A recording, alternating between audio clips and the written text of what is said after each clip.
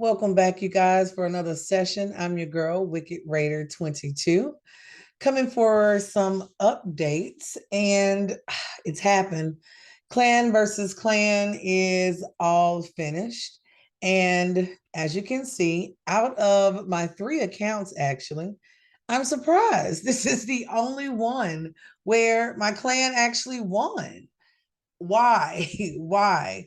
And we'll kind of talk about the challenges that my other clans face. But for this particular free to play account, we did pretty good.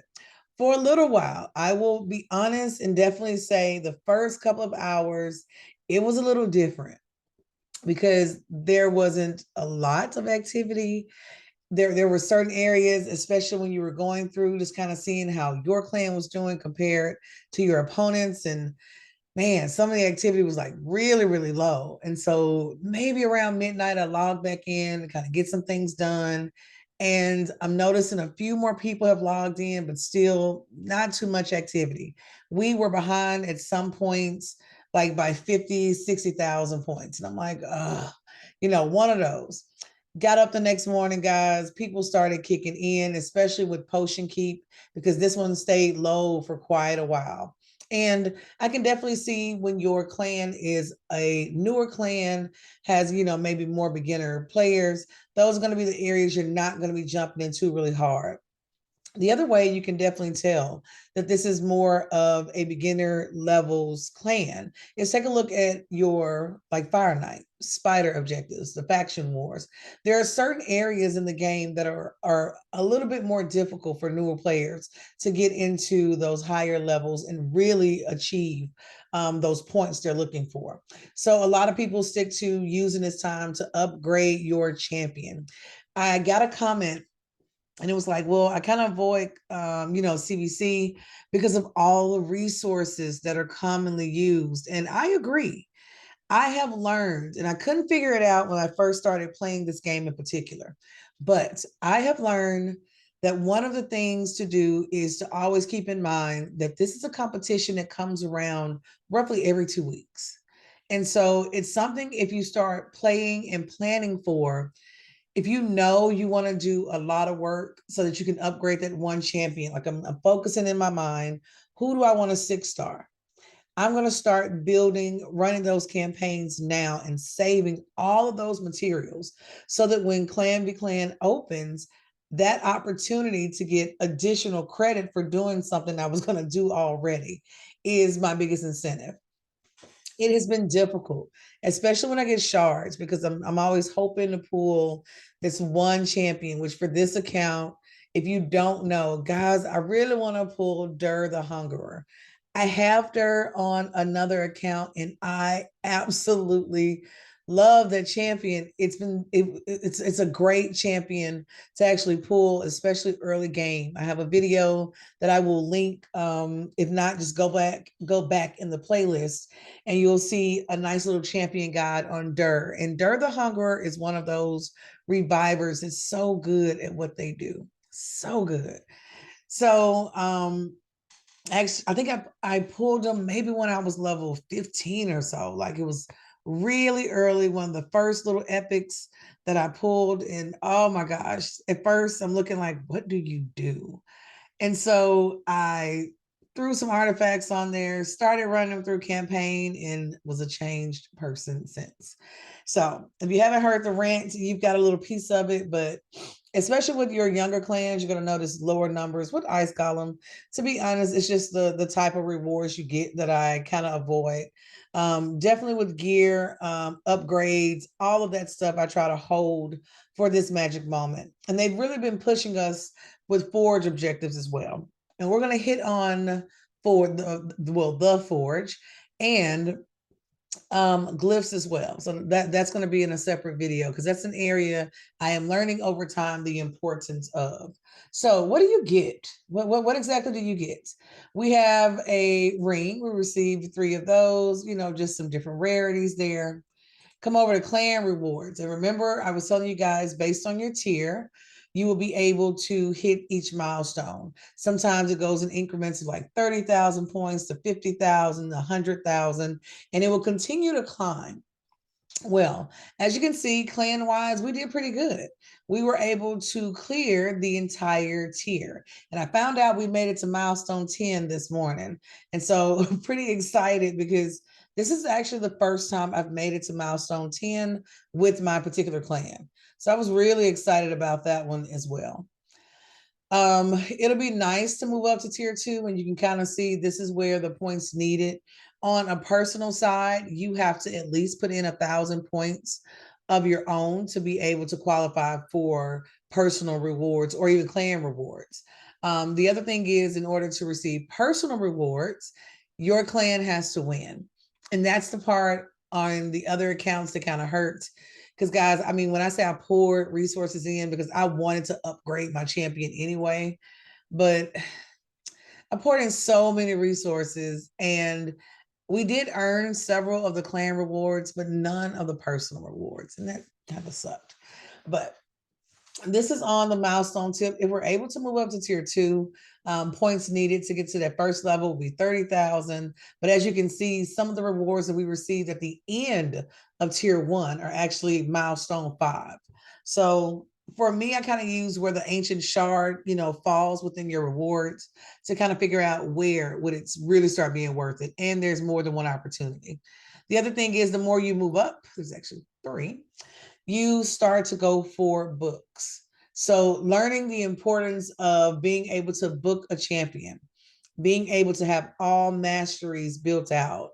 Those are areas that even as a beginner, you hear it, but you're not understanding it until start getting to champions. It's like, okay, I seriously think I'm gonna keep you around. You're gonna be my 6-star, and this is gonna start the cycle for that one. So it can be worth it, guys. You go all the way up to, tier 6. And as you can see, just some of the rewards, and these are doing things that you're going to do anyway. They can most definitely be worth it. Now, on the personal side, not every CVC has personal rewards. I have noticed that. I believe the last one did not, but there's kind of a controversy with this one. I'll be honest. If I sit and play and put my all into it, because you guys can see I only did 4,000 into this particular clan. And I think most of us, somewhere between 2 to 4, 2 to 8,000, is kind of the going number. You're keeping yourself right in the middle. And we'll look at that for member wise as well. Because some people really go in and put in like millions of points. But for example, on my pay to play account, I've saved up resources, was already hopping in with my multi battles are going, using my mobile because it's where I do a lot of my playing is, through using of the app. I had enough points in some areas, to make it up to milestone 7 or 8 on a personal side. But out of the 30 people that were in the clan, there were only 9 of us that were active. And we were going against a clan where there were 15 of them active. And so there were some pretty heavy hitters. Their top 3 people honestly could have been a team by themselves and still would have won. So it was kind of that, type of thing.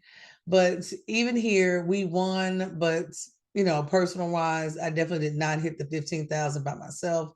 And that's a lot. Like, it's not the best rewards on the personal side. Like, these first 4 milestones are kind of, I mean, think about it. I'm going to earn 15,000 points. And some things you do are only giving you, 10 points, 5 points, 8 points. If you do bigger things like open, mystery shards, or even mystery shards, ancient shards, you're going to start moving up, 40, 50, 60, 100, 600 points to go toward the tournament. So the higher rank of something you're doing, the more points you end up acquiring. But that's another one when it comes to the personal rewards. Now, the thing with the reward system, having the clan and the personal separated, there are, of course, clans that only form for CVC. Like, literally, they will disband this morning. They will go back to either the regular clan or they'll wait to join a clan. But I've noticed that as well. There are some heavy hitters that will always band together. And what it does when the objectives and when there are opportunities to do other things, it can really be a limitation. Now, you can get a point breakdown where you expand for each objective, and it goes through and shows you how many points. And there are people that definitely stick to the epic legendary activities for this particular section overall. And so that's when it comes to objectives. And the 2X areas, of course, are going to be limited. And our clan did a really good job, hitting the limit in certain areas, making sure this stand as active as possible. This shows you overall the team that we went against, 393,000 compared to 601. And here's the other thing. You're going to notice that they had 8 active members. We had 15 active members. It comes down to, and look at my contribution. It's not like the hugest amount. We've had a lot of, CBCs that come down to how active is this team. And so, when you are trying to pay attention to it, and they're moving up, like they're lowest player is still higher than Boone 2, 3, 4. Our bottom 3 or 4 people, myself included. So that's going to be one of those. So they're putting in the work overall. And so I came in number 12 out of 15. And that's just kind of logging in, seeing what I can do and if everyone is active. Take a look at the top 3 though. These are people that are definitely saving up and going in, for the goal. Now, leaderboard is a little bit different. Lost Legion, guys, look, 9 million points. We are number 1001, So there's a lot of commitment on some of these teams, and they even give you their level, and that's within tier 1. We haven't gone to like tier 6, 26 million. So CBC is one of those areas that can provide you with access to resources. And honestly, it's also fun.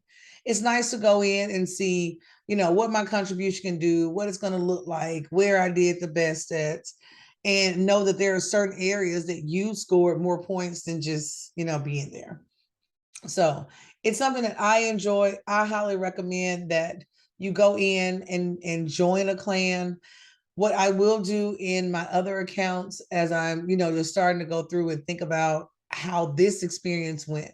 In one of my accounts, honestly, I'm actually going to go in and switch clans. And I haven't had to do it for that particular account, but I'll show you, or I'll explain to you, I guess, exactly what happened. So as a member of my other account for the clan, what I've noticed is each time there's a CBC, and we've probably done about 4, maybe 5 together, the top 7 to 9 players are all active. And then all of a sudden you scroll down and everyone has been active prior to CBC.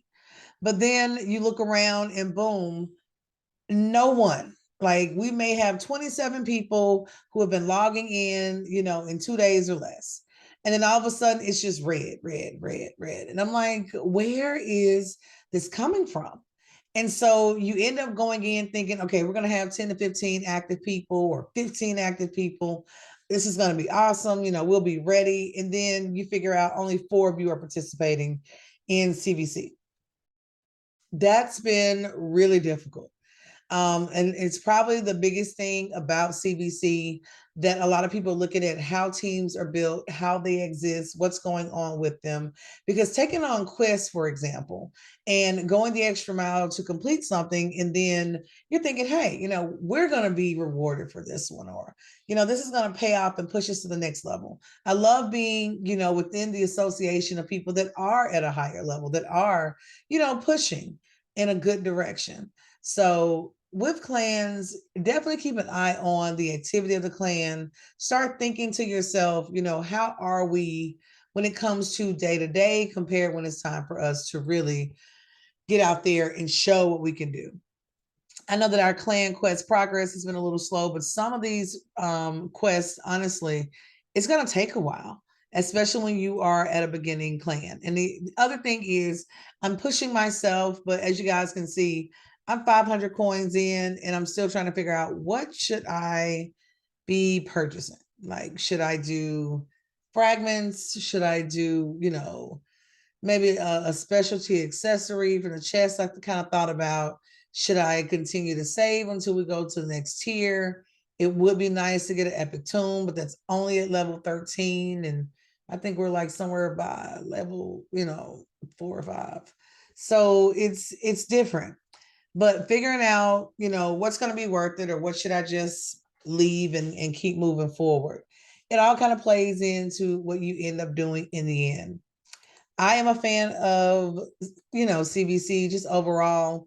I think it's fun. I enjoy the challenge of it and the discipline that's needed to make myself save up until this very moment. And especially because these areas are going to move, and I'm pretty sure changes are going to be coming our way, guys. Give it a try if you have not. If you've stuck around this long to kind of see the rewards of clan versus clan, I do appreciate you. Make sure you go ahead and subscribe, hit that notification button. We post every Monday through Friday at 7 a.m. If you have any tips, if you want to share how you did in this most recent clan versus clan competition, let me know. Definitely want to hear that. If you are still reluctant to join a clan, let me know why. That'll sound a little bit interesting as well. Be on the lookout. We have some great content coming your way, and I will see you soon.